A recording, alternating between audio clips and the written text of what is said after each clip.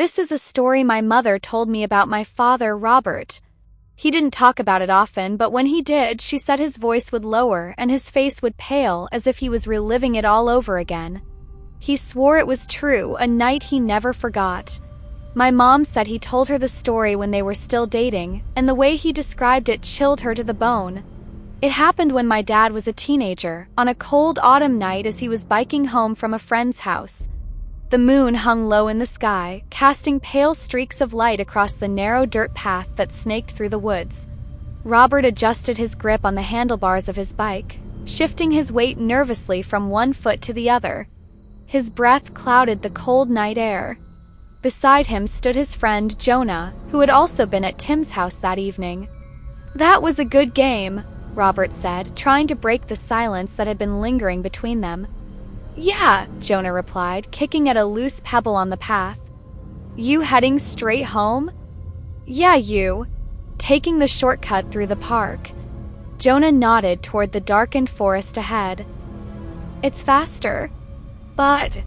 He hesitated, his voice dropping. "You know, this place gives me the creeps at night." Robert raised an eyebrow. "What? You're scared of a few trees?" Jonah glanced around before speaking again. "It's not just the trees. You've heard the stories, right? About the forest?" Robert snorted. "Stories. That's all they are." Jonah didn't laugh. Instead, he looked at Robert with a serious expression. "Just be careful, okay? I've heard people say they've seen things. White figures. Shadows that shouldn't be there." "Jonah, come on. You've been listening to too many campfire tales." Jonah shrugged, tightening the straps of his backpack. "Maybe. But something about this place feels wrong. You'll see." Robert rolled his eyes. "Whatever, man. See you tomorrow." "Yeah. If you make it home." Jonah smirked half-heartedly and walked off into the shadows of the park. Robert shook his head, dismissing Jonah's words as nonsense, and hopped onto his bike. The tires crunched against the gravel as he began pedaling down the winding path. The tall pines loomed on either side of the trail, their jagged branches reaching out like skeletal fingers. First, the ride was uneventful. Cool night air rushed past his face, and the rhythmic sound of his tires hitting the path was oddly comforting. But then, faintly at first, he heard it. Footsteps. Robert glanced over his shoulder, expecting to see someone jogging behind him. Path was empty. The forest, dense with shadows, stood silent. He shook his head. "Just my imagination," he muttered.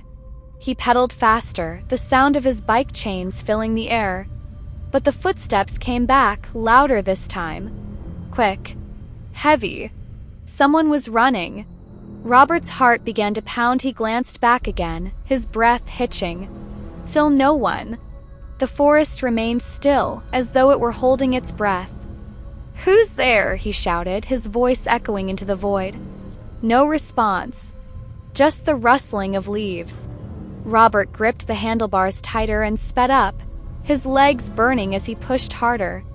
The footsteps didn't fade. If anything, they grew louder, closer. A chill ran down his spine as the hair on the back of his neck stood on end. He refused to look back again. He didn't want to see what might be chasing him. And then he felt it. The weight. It was subtle at first, like a shift in balance. But then it became undeniable, as though someone or something had climbed onto the back of his bike. Robert skidded to a stop, nearly losing his balance. He twisted around, ready to confront whoever was there. Nothing. The bike's rear wheel spun lazily, mocking him with its emptiness. His breathing was ragged as he turned back to the path, gripping the handlebars with trembling hands. But before he could push off, a cold, hard slap struck the side of his face. It wasn't a normal slap.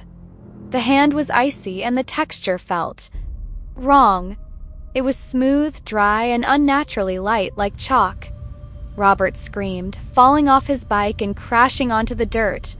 His cheek burned, and his heart raced as he scrambled to his feet. His bike lay on its side, wheels spinning uselessly. He looked around wildly, his eyes darting between the trees, searching for the source of the attack. A faint giggle, high and unnatural, echoed through the forest. That was enough for him. Robert grabbed his bike and sprinted, pushing it alongside him as fast as he could. He didn't dare get back on. The woods seemed to close in around him, the shadows growing thicker and darker. He could feel something watching him, tracking him. By the time he reached his house, his legs felt like jelly. He threw the bike onto the lawn and dashed up the porch steps, slamming the door behind him and locking it. His chest heaved as he leaned against the door, his eyes darting to the windows. Everything was quiet. The shadows outside seemed to retreat, but the eerie stillness only unsettled him further. Robert turned toward the hallway mirror, needing to confirm he was okay. But when he looked at his reflection, he froze. His face was pale, ghostly white, the same color as chalk. His eyes were wide with terror, and a faint, powdery residue clung to his cheek where the hand had struck him. From outside, he heard it again, the sound of footsteps. Slow, deliberate, and then a knock at the door.